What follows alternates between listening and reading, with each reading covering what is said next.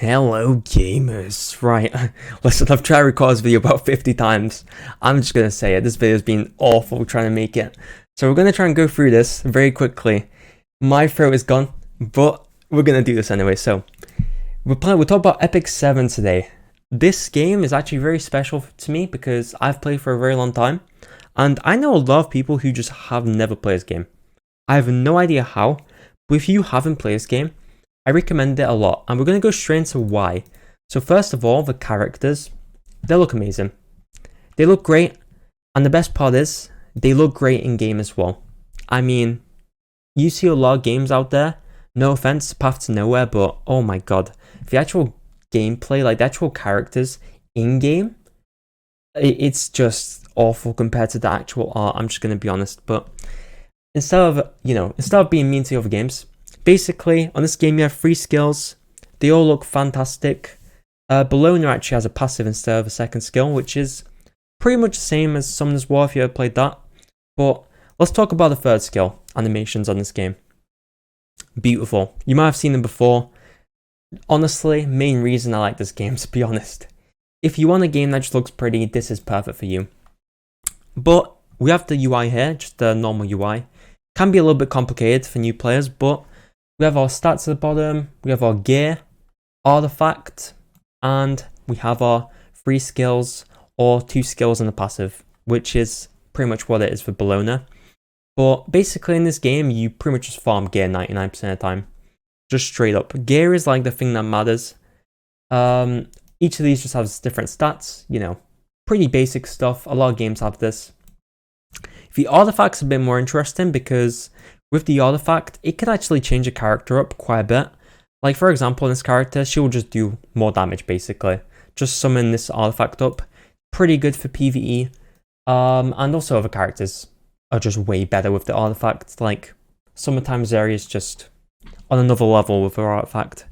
Obviously, it can cause a couple pay to win situations, I'm not gonna lie to you, but I don't think the game's too pay to win. I think you can manage just fine as a free-to-play player, and that moves me on to the actual content in the game. So, we have adventure. This is just your basic story. It goes for the same for events. These are the events. They look identical, basically. You have your AP exchange, which basically more times you play a story, you can just get more points to actually buy stuff in the shop, which is pretty nice. And the story for this game is actually pretty decent, I've heard. I literally skip story in every game. Not gonna lie to you, so I have no opinion on the story, but I've heard it's decent. So if you like yourself a good story, this game might be for you and for that sense. But let's talk about the main part of this game, the battle section. So we have Labyrinth and we have Abyss. Basically, these two are just ways of getting like rewards. Abyss actually is like a set thing, it doesn't reset. And Labyrinth is something that you can go through these stages. These are fixed. Once you do them. And then these two are basically just a way of just getting rewards. You can get really good gear from this actually, but obviously it's RNG. We have Automating Tower, which is basically something that resets about 2 weeks or so, and you can get rewards from this. Hall of Trials is just a boss. Higher damage you do, the more rewards you get. Pretty basic stuff. And then the main bones, I suppose you can say, is the hunts, which is where you farm gear, and you'll spend like all your time pretty much here. So I'm just gonna say that straight away. There is quite a few of them.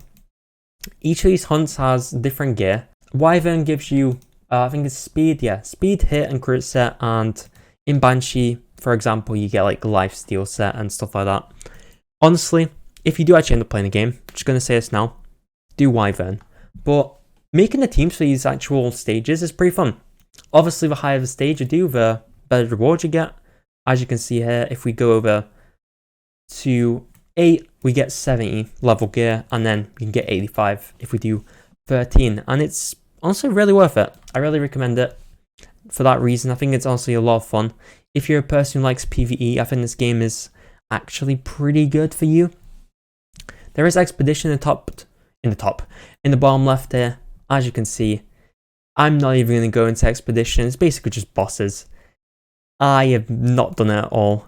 Literally, I have like 5 here that I've just not done. Let's move on to the arena. Now, the main thing in this game. In Arena, basically, you can just go up against set defenses that other players have made, and I've got my defense here as well, actually. And basically, you just go up against other people's teams. We're actually going to play against this person very quickly, just for the sake of the video. I have my team set up already. Basically, my team is like try and go first type of team. We're going to try to just wipe them out straight away. Not gonna lie to you though, you could get screwed over with RNG, like just straight up. This game has a lot of RNG, but we're gonna get through it anyway. Right, okay, let's go with third skill and Ron. Very pretty skill.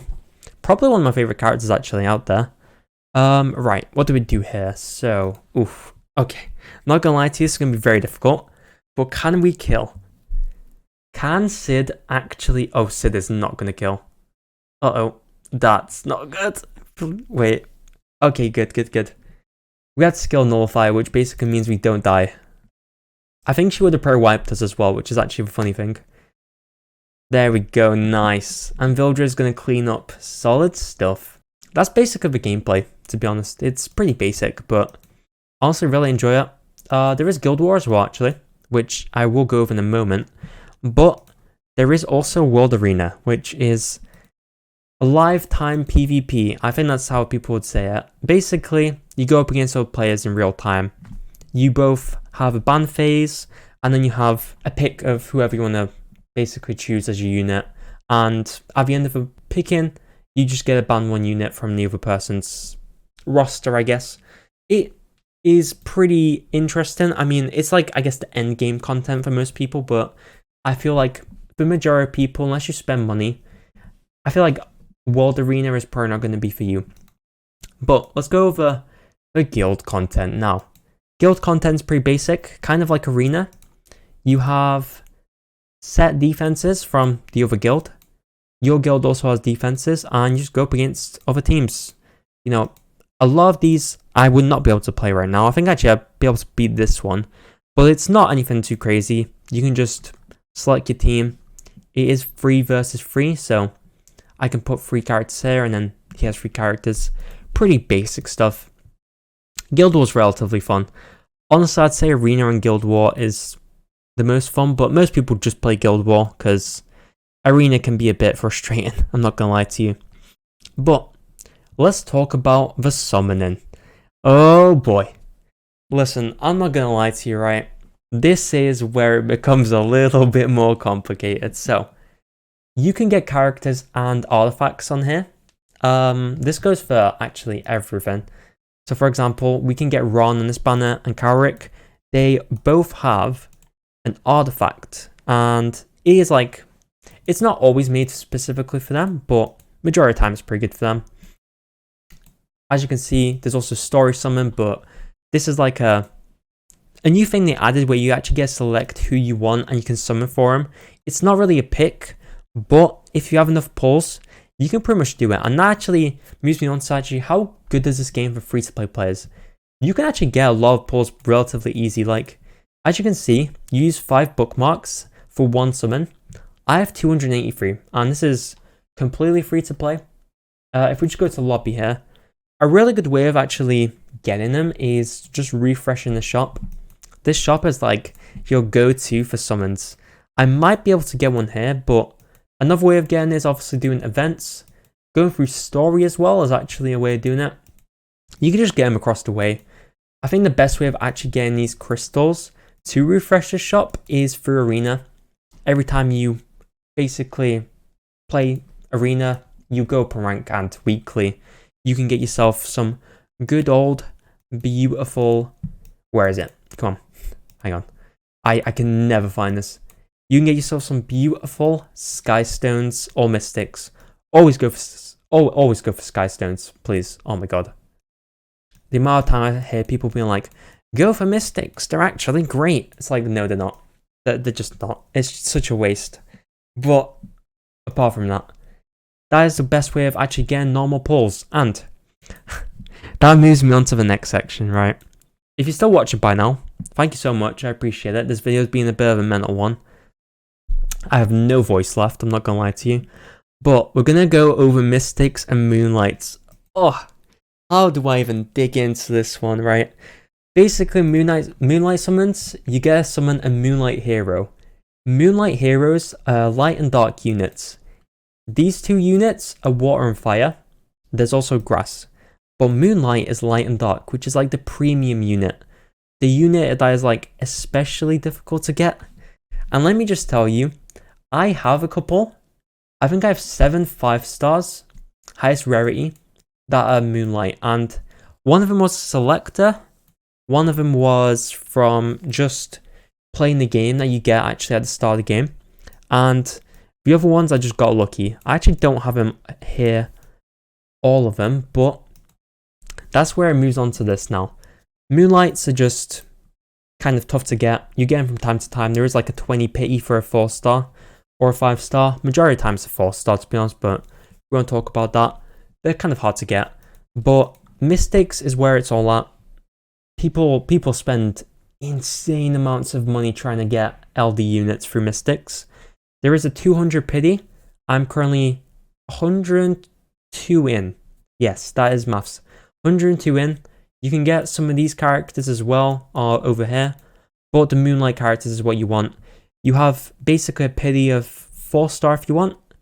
So you can get a light 4-star right now, and you can get a dark 5-star. Can be vice versa sometimes.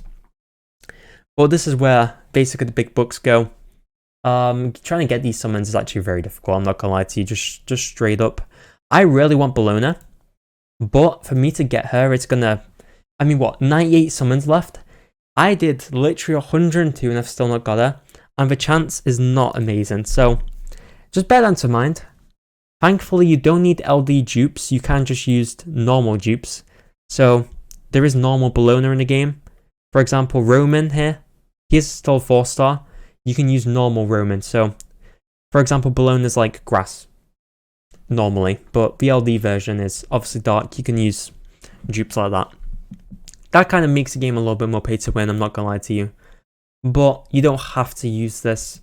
There's plenty of characters out there that are just as good. But yeah, that's the basic gist of this game.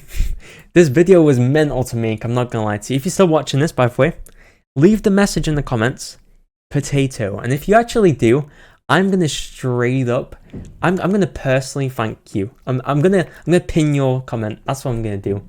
I'm gonna pin your comment. Anyway, hopefully you will go check out this game. It's not for everyone, of course. There's a lot of grinding in the game, a lot of trying to get gear. But if you enjoy this video, please do drop us a like. Do recommend the game, and I will see you in the next one. And I'm going to go recover. Goodbye.